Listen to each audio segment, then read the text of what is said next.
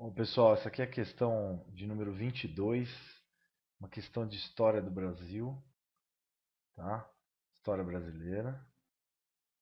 Muito legal essa questão. Vamos lá. Bom, ciências humanas, prova amarela, primeiro dia. Até que ponto, a partir de posturas e interesses diversos, as oligarquias paulista e mineira dominaram a cena política nacional na Primeira República? A união de ambas foi um traço fundamental, mas que não conta toda a história do período. A união foi feita com a preponderância de uma ou de outra das duas frações, frações. Com o tempo, surgiram as discussões e um grande desacerto final. Ó, esse trecho aqui é interessante eu frisar, né? Ó, com o tempo, surgiram discussões e um grande desacerto final. Olha lá. A imagem de um bem-sucedido acordo café com leite, São Paulo-Minas, um acordo de alternância de presidência entre dois estados, não passa de uma idealização de um processo muito mais caótico e cheio de conflitos, também acho. Profundas divergências políticas colocavam-nos em confronto por causa de diferentes graus de envolvimento no comércio. Então, ó, profundas divergências políticas colocada em confronto por causa de diferentes graus de envolvimento. Para a caracterização do processo político durante a Primeira República vai de 1889, tá, até 1930. É sempre bom que você grave isso, tá? Então, nesse período aqui até aqui. Bom, então aqui era a política café com leite, né? Os presidentes que sucederam eram normalmente de Alagoas, São Paulo, Minas, e sucessivamente, tá? O último era de São Paulo, Washington Luiz. Então, é muito interessante. Bom, utiliza-se com frequência a expressão política do café com leite. No entanto, café simbolizando São Paulo. Café, Estado de São Paulo, leite, Estado de Minas Gerais.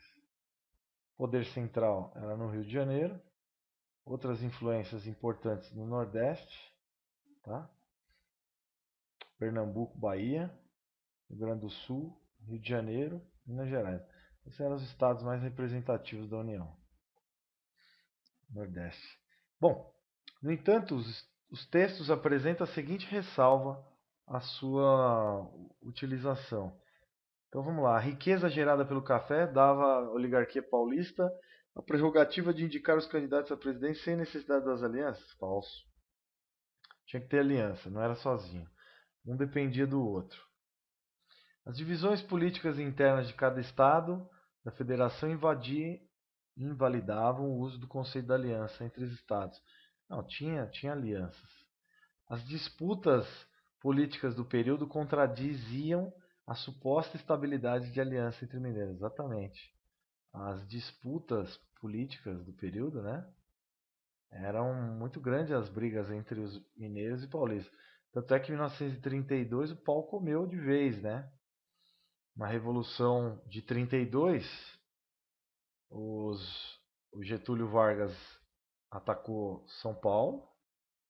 No final, Minas Gerais acolheu as tropas do Rio Grande do Sul, traindo então o estado de São Paulo e o Brasil. Ainda bem, né? Porque senão o Brasil ia ser desfeito, né? Aí São Paulo perdeu a guerra, ainda bem, né? Que também dividir o Brasil em outros estados não seria nada legal. Na verdade, era uma guerra entre o poder federativo e a oligarquia atrasada, né? Oligarquia. Oligarquia é o poder na mão de poucos, né? Poder na mão dos proprietários de terra. Então o Brasil progrediu, né? Houve uma guerra civil. Muita gente fala que o Brasil é pacífico, né? Ah, não, a história nossa, o pau comeu. Guerra civil mesmo. Pra vocês terem uma ideia, o Santos Dumont se suicidou nessa época, no final desse período, ao ver o avião sendo usado no Guarujá para atacar co-cidadãos, né, brasileiros. O pau quebrou. Eu gosto muito dos exemplos do Eduardo Bueno, grande historiador, ele aparece no History Channel direto. Ele diz que, ao contrário do que dizem, O Brasil teve muito sangue na formulação da história. O pau quebrou várias vezes. Guerras internas muito grandes, disputas políticas muito fortes, tá? Gosto muito do Eduardo Bueno, é bastante lúcido, né? Um dos maiores historiadores vivos. Ele e o Laurentino Gomes também gosto muito. Lauren, Laurentino Gomes. Aconselho a vocês a lerem tudo sobre esses dois caras. 1808, 1822. Muito bons livros, meu. É muito legal saber a história do Brasil, né? Pra você entender, pra gente parar de errar de novo. Tá? É fundamental a história. Faço questão de fazer centenas de aulas sobre isso, tá? História do nosso país maravilhoso, a grande República Brasileira, que vai despontar no século XXI como uma das maiores potências do mundo. Então a gente tem que aprender tudo sobre o Brasil. Até os gringos estão estudando o Brasil, nós brasileiros temos obrigação de conhecermos o Brasil. Tá bom? Então a resposta é essa, tá bom? E aí vocês leiam depois o DIE. Eu já vou ficar com a resposta. Dando um abraço para todos, tá? Carinhoso a todos. Estudem bastante, bastante leitura. Tem tanta leitura boa, né? A história, muita gente não gosta de história, mas história é tão importante. Você sobressai em qualquer área, viu? Quem sabe história, sobressai. Imagina um professor que não sabe história, né? Engenheiro que não sabe história, aí destrói uma obra, ele nunca viu falar.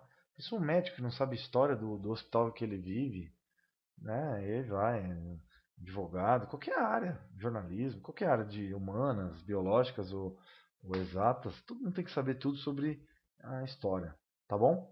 Grande abraço para vocês, espero vocês nas próximas aulas. Tchau, tchau.